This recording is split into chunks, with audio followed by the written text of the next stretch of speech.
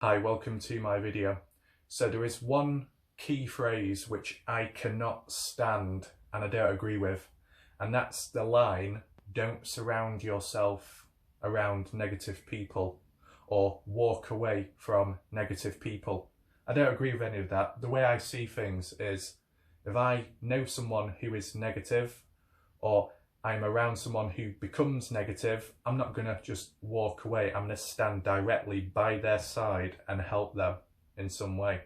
I'm not going to stand behind them and try and hold them up. I'm not going to stand in front of them and drag them along to try and be some kind of psychologist to help them in that way or fix them, because that's not possible.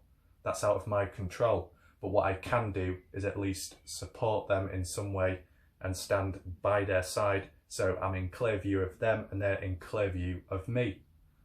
That's the way I see things. You know, at the end of the day, if you can't be around for someone when they're at their lowest, then you don't deserve to be around them when they're at their happiest. It's got to work both ways, because if not, then it's very selfish of the individual to only be around when they want and not other times. And I think the whole positive line of "don't surround yourself with negative people" or "don't be around negative people if they become it" is very backwards, because it's just a very selfish line which is all about me and not thinking about the other person. Because some people who are negative, they can't help it. That's just the way they are. Maybe it's the way they were born, or maybe because of environmental factors, social factors, bad things may have happened to them, and eventually they were left with bad trust issues. They may have been left feeling empty, betrayed, they might have been used, they might have been abused, I don't know. So they didn't really have much hope left, so they naturally became negative. The mind went negative, and they can't really do anything. They're kind of trapped. So by positive people walking around and avoiding those negative people, nothing's going to happen, is it? It's like the moment you become negative, you are guaranteed, and you're not allowed to make any friends because you're now negative. That's not fair, in my opinion, because they didn't ask to be negative. They didn't choose to be like that. It just happened, and now what? They just got to put with it, deal with it, because not everyone can get back out, or not everyone can has the mindset, or just physically isn't able to, you know, become positive again.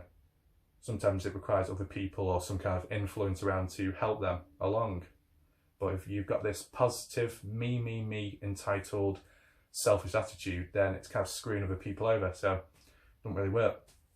You know, like with me, I've come across the odd few people who are negative, and you know, like one example is, I know some person, she can be negative, she can feel distant at times, she, you know, feels down, feels low, and yet I'm gonna help them, I'm gonna support her. And why? Well, because I have seen glimpses of what she can be: happy, random, messing around, enthusiastic at times, kind, one of the first persons to actually respect me. Do you honestly think I'm going to follow positive advice and turn my back on her? No. That's the last thing I would do. And it ties in with that idea of, because I've been able to see them when they are at their happiest, or slightly more happier than usual, equally, I'm gonna stand by their side when they're not so happy. It's got to be equal, it's got to be both ways. That's the way I see it. And you know, yeah, that's just the way I see it. Now, there is only one cut-off and one exception, and that is when you come across someone who is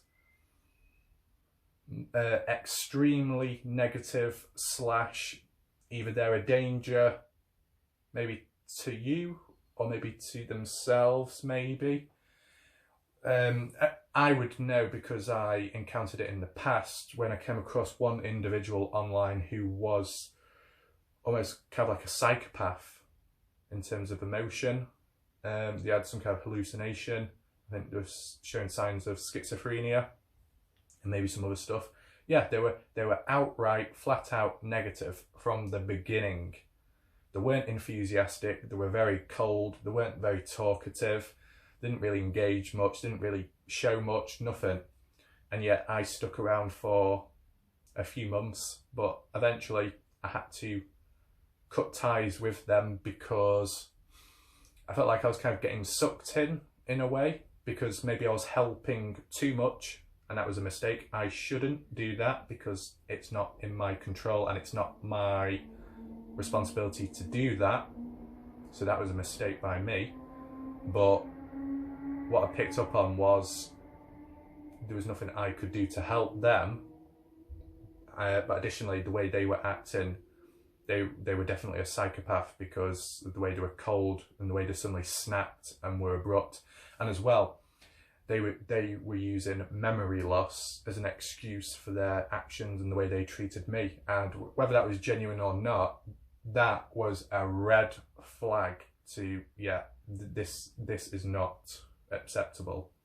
So yeah, in the extreme cases, yeah, you probably shouldn't be around those type of people, or so, because they need some kind of other kind of intervention or influence from other people. So yeah,